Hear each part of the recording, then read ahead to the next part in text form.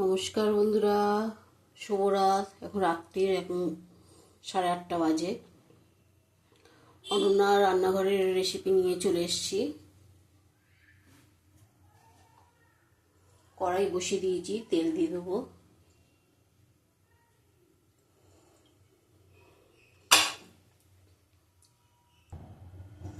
দেখো, 5 ফোড়ন দিয়ে দিলাম। 1 চামচের মতো 5 ফোড়ন দিলাম।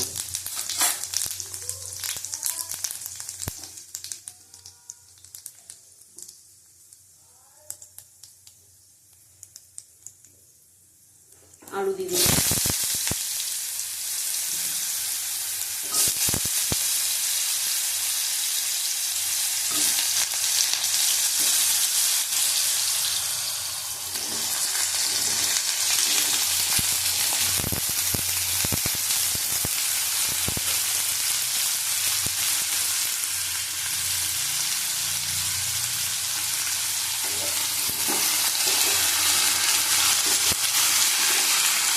ভালো করে ভেজে নেবো আলুটা। আলুটা ভাজা হয়ে গেছে।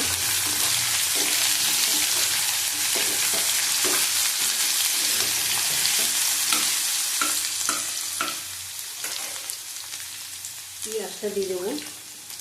পেঁয়াজ দিলাম।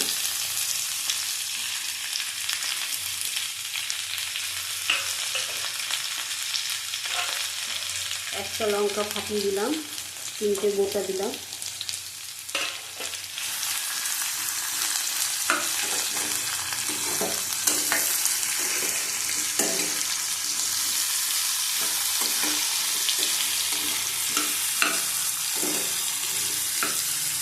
নুন দেবো পরিমাণ মতো।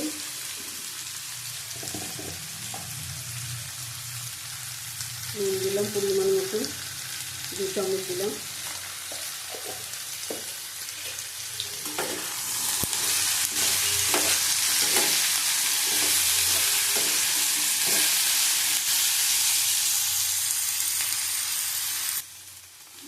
এবার একটু টমেটো দিয়ে দিলাম। আঁচ কমিয়ে সিদ্ধ করে নেব।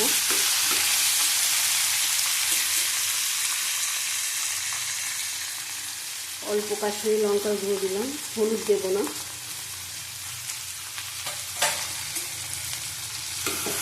তোমরা বুঝতেই পারছো এটা কী হবে, এটা আলু পোস্ত হবে।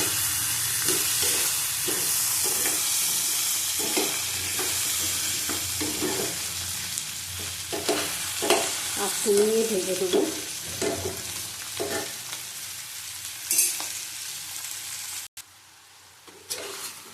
এটা ঢেকে ঢেকে করেছি। আলু মোটামুটি সিদ্ধ হয়ে গেছে। আঁচ কমিয়ে করবে, দেখবে তেলও বেরোবে, সিদ্ধও হবে ভালো করে। আঁচ বাড়িয়ে দিলে তেল বেরোবে না, সিদ্ধও হবে না ভালো করে। দেখো, আমি জল দিইনি, বুঝেছো? আবার ঢেকে দেবো।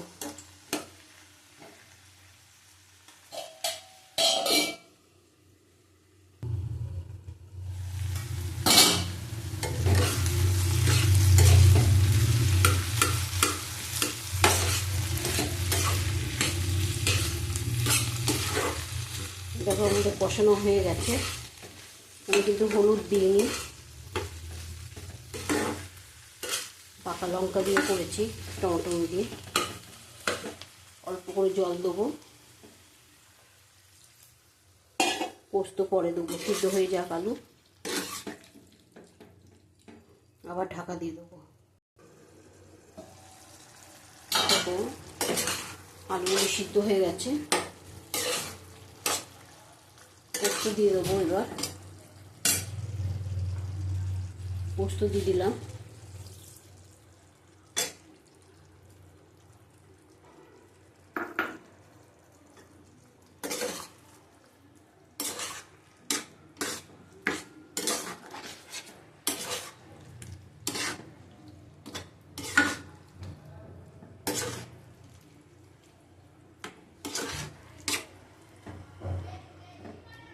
আর একটু জল দেব। পোস্তটা ফুটবে তো, কাঁচা গন্ধ নাহলে ছাড়বে। নুনটা দেখে নেবো একটু টেস্ট করে। নুন ঠিকঠাক আছে, আবার ঢাকা দিয়ে দেবো।